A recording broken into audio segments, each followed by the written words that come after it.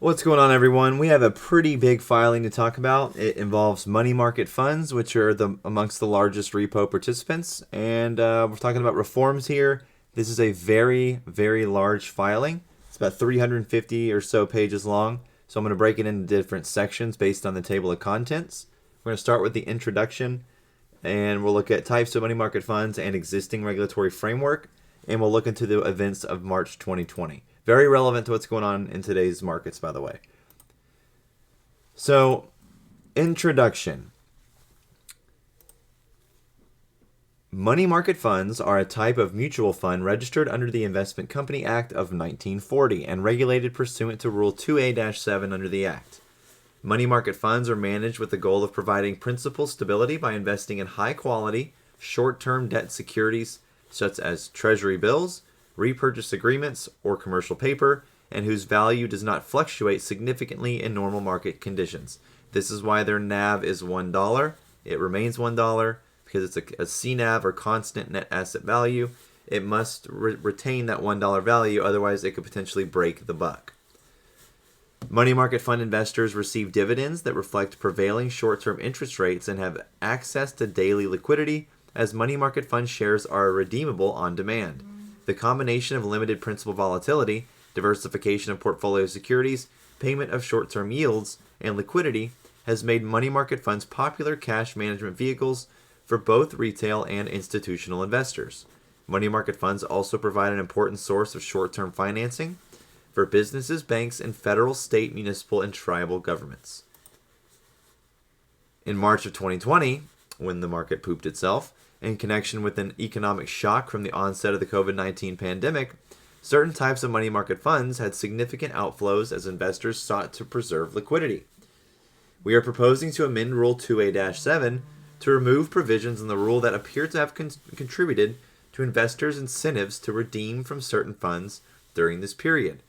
For the category of funds that experienced the heaviest outflows in March 2020 and in prior periods of market stress, we are proposing a new swing pricing requirement that is designed to mitigate the dilution and investor harm that can occur today when other investors redeem and remove liquidity from these funds, particularly when certain markets in which the funds invest are under stress and effectively illiquid, which is the entire effing market. Now again, money market funds are the biggest repo players. Now, we are also proposing to increase liquidity requirements to better equip money market funds to manage significant and rapid investor redemptions. In addition to these reforms, we are proposing changes to improve transparency and facilitate commission monitoring of money market funds. We also propose to clarify how certain money market funds would operate if interest rates became negative.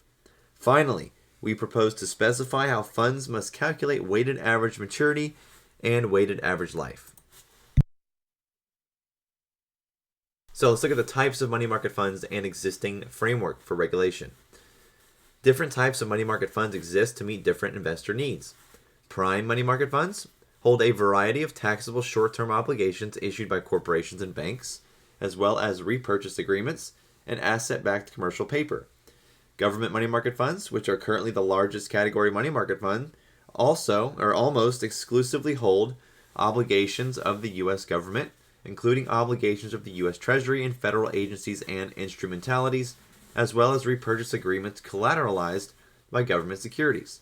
And the Supernote 7 says some government money market funds generally invest at least 80% of their assets in U.S. Treasury obligations or repurchase agreements collateralized by U.S. Treasury securities and are called Treasury money market funds. Now, the thing to realize is, where's the other 20% going? That's the question.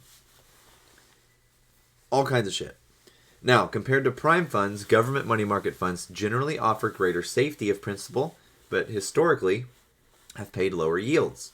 Tax-exempt money market funds, or municipal money market funds, primarily hold obligations of state and local governments and their instrumentalities, and pay interest that is generally exempt from federal income tax for individual taxpayers. Within the prime and tax-exempt money market fund categories, some funds are retail funds, and others are institutional funds. Retail money market funds are held only by natural persons, and institutional funds can be held by a wider range of investors, such as corporations, small businesses, and retirement plans. So we have prime, government, and tax exempt as the big three. Now, as of July 2021, there were approximately 318 money market funds registered with the Commission, and these funds collectively held over $5 trillion of assets. The vast majority of these assets are held by government money market funds, which is 4.0 trillion out of the 5.0 trillion. So 80% of it, like they said before, is in the government money market funds, followed by prime money market funds, which hold 875 billion, and tax-exempt money market funds, which hold $101 billion. So remember, retail makes up the vast majority of tax-exempt money market funds. So it looks like this is all of retail's buying power right here as far as when it comes to MMFs. We're not as big as a force as this fake community is trying to get you to feel like. Now, slightly less than half of prime money market funds assets are held by publicly offered institutional funds, with the remaining assets almost evenly split between retail prime money market funds and institutional prime money market funds that are not offered to the public. This vast majority of tax-exempt money market funds and assets are held by retail funds. Now let's look into the March 2020 market events. In March 2020, growing economic concerns about the impact of the COVID-19 pandemic led investors to reallocate their assets into cash and short-term government securities. These heavy asset flows place stress on short-term funding markets. For instance, commercial paper and certificates of deposits markets, in which prime money market funds and other participants invest, became frozen in March 2020, making it more difficult to sell those instruments which have limited secondary trading even in normal times. Institutional investors, in particular, sought highly liquid investments, including government money market funds, Chinese ADRs, and Chinese ADRs. In contrast, institutional prime and tax-exempt money market funds experienced outflows beginning the week of March 9th, 2020, which accelerated the following week. Outflows from prime retail and tax-exempt funds began the week of March 16th, a week after outflows in institutional funds began. Outflows from some publicly offered institutional prime funds as a percentage of fund size exceeded those in the September 2008 crisis, although the outflows in dollar amounts were much smaller in March 2020, due in part to the significant reductions in size of prime money market funds that occurred between September 2008 and March 2020.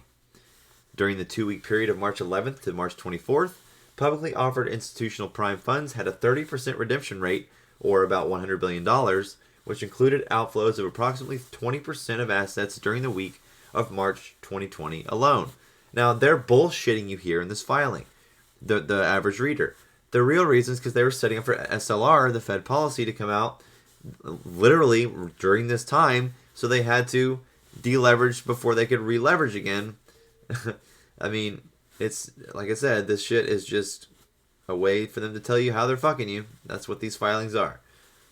In contrast, privately offered institutional prime funds had redemptions of 3% of assets during the week of March 20th and lost approximately 6% of the total assets, or $17 billion, from March 9th through March 20th. Retail money market funds have had lower levels of outflows than publicly offered institutional funds. Retail prime funds had outflows of approximately 11% of their total assets, or $48 billion, in the last 3 weeks of March 2020. Outflows from tax-exempt money market funds, which are mostly retail funds, were approximately 8% of their total assets, or $12 billion from March 12th through March 25th, 2020.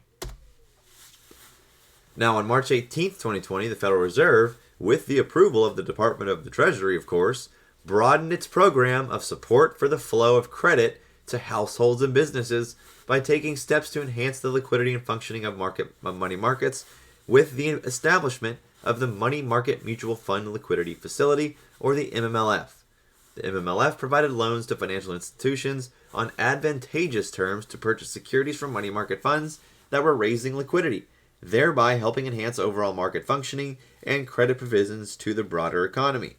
MMLF utilization reached a peak of just over $50 billion in early April 2020, or about 5% of net assets in prime and tax-exempt money market funds. Along with other Federal Reserve actions and programs to support the short-term funding markets, SLR, the MMLF had the effect of significantly slowing outflows from prime and tax-exempt money market funds. The MMLF ceased providing loans in March 2021, right when the repo demand took over, right when SLR ended. It's crime. Talk to you next time about the next topic section, which is going to be the discussion section about amendments to remove liquidity fee and redemption gate provisions. Have a good one.